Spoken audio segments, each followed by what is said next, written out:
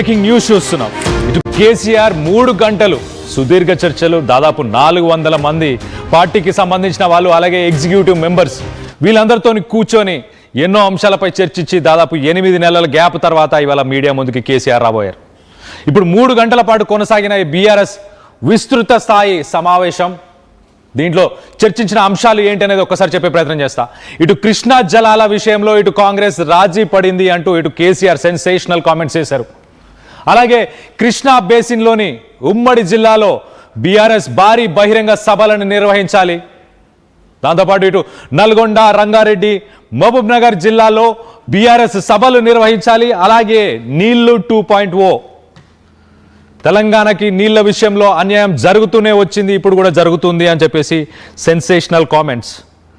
Second water war, ప్రధానంగా ఇటు కృష్ణా, గోదావరి ఈ రెండింటికి సంబంధించిన జలాల గురించి, ఈ 2 నదులకు సంబంధించిన జలాల గురించి ఒక స్పెషల్గా ఒక చర్చలు, సభలు ఇవన్నీ నిర్వహించాలి. దాంతోపాటు ఇటు పాలమూరు, రంగారెడ్డికి సంబంధించిన లిఫ్ట్ ఇరిగేషన్ ప్రాజెక్ట్, వీటన్నిటి గురించి చర్చించారు. అలాగే కాళేశ్వరం ప్రాజెక్ట్ మెయింటెనెన్స్, అలాగే బ్యారేజీల గురించి, మెయింటెనెన్స్ గురించి కూడా ఆయన చర్చించినట్టు తెలుస్తుంది.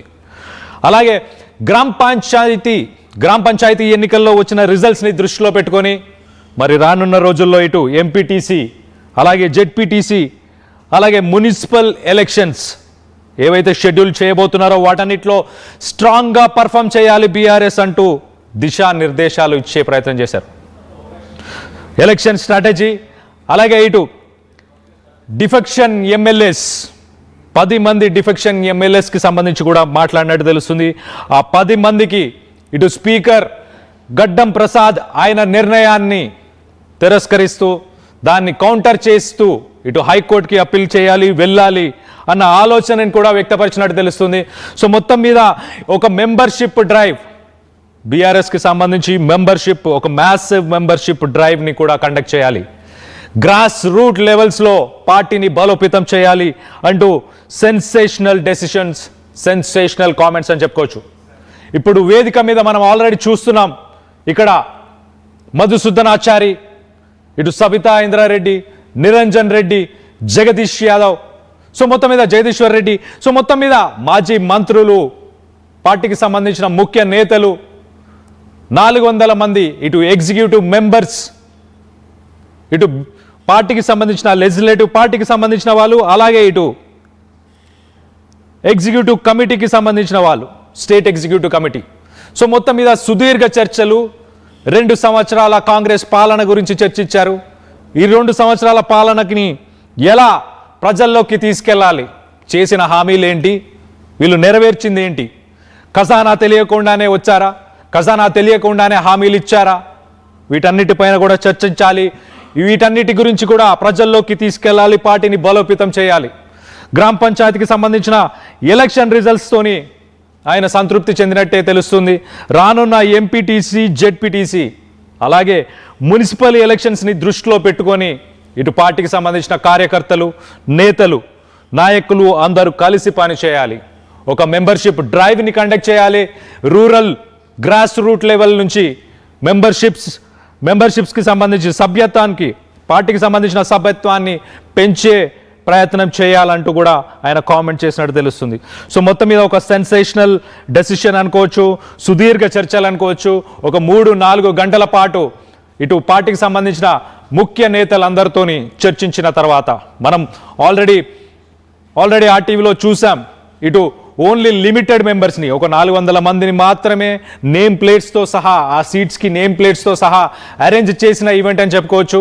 దాదాపు ఒక 2 సంవత్సరాల తర్వాత మరి పొలిటికల్గా యాక్టివ్ అవ్వబోతున్నారా, ఇక ముందు ప్రతి దాన్ని ఆయన ప్రశ్నించబోతున్నారా, ఒకవేళ అసెంబ్లీ కూడా అడుగు పెట్టబోతున్నారా, దీనిపై ఉత్కంఠం అయితే నెలకొంది. మరి ఏం మాట్లాడబోతున్నారు ఇటు పార్టీకి సంబంధించిన శ్రేణులు కావచ్చు, అలాగే ఇటు ప్రజల్ని ఉద్దేశించి ఎలాంటి స్టేట్మెంట్స్ చేయబోతున్నారు, వీటన్నిటితో మీరు అంగీకరిస్తున్నారా? ఇటు నీళ్లు 2.0, ఒక water war, second water war అని చెప్పొచ్చు. కృష్ణా, గోదావరి జలాలు, దాంతోపాటు ఇరిగేషన్ ప్రాజెక్ట్స్ ఒకసారి మనం చూస్తే కనుక Palamuru, Rangareddy lift irrigation project గురించి చర్చించారు.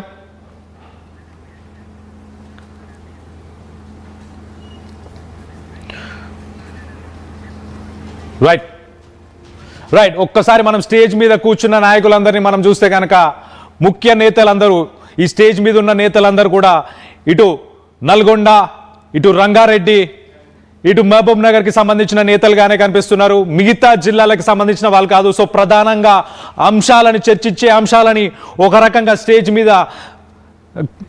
మీద రిఫ్లెక్ట్ అవుతున్నాయి. ఇటు కృష్ణా జలాల గురించి చర్చించబోతున్నట్టు చాలా క్లియర్గా తెలుస్తుంది.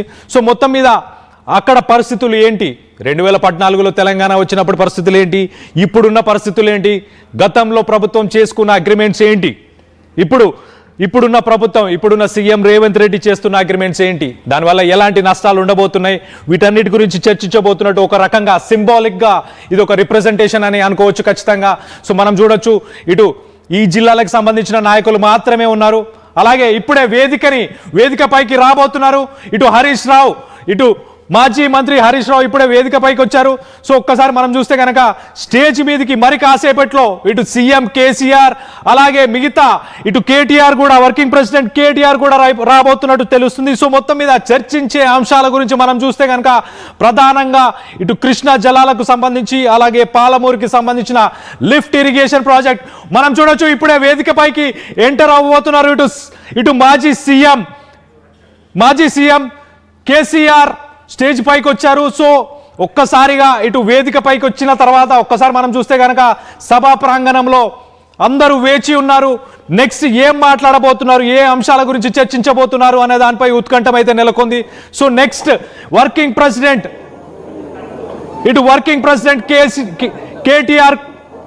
కేటీఆర్ వేదికపై కనిపించట్లేదు ప్రస్తుతానికైతే. మరి ఆయన కూడా వేదికపైకి రాబోతున్నారు కొంతసేపట్లో.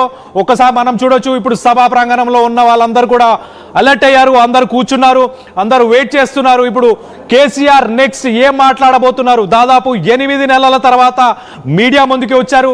ఒక్కసారి ఆయన ఆ పాయింట్స్ అన్ని కూడా చూసుకునే ప్రయత్నం చేస్తున్నారు, అంశాలన్నింటినీ కూడా డిస్కస్ చేసుకున్నారు. ఇటు వర్కింగ్ ప్రెసిడెంట్ కేటీఆర్ కూడా కనిపిస్తున్నాడు మనకి, ఇటు సబితా ఇంద్రారెడ్డి పక్కనే ఇటు కేటీఆర్ కూడా కనిపిస్తున్నాడు. సో మొత్తం మీద ఇప్పుడు 8 నెలల తర్వాత మరి పొలిటికల్ గా యాక్టివ్ అవ్వబోతున్నారా, ఇటు బీఆర్ఎస్ కి సంబంధించిన దిశా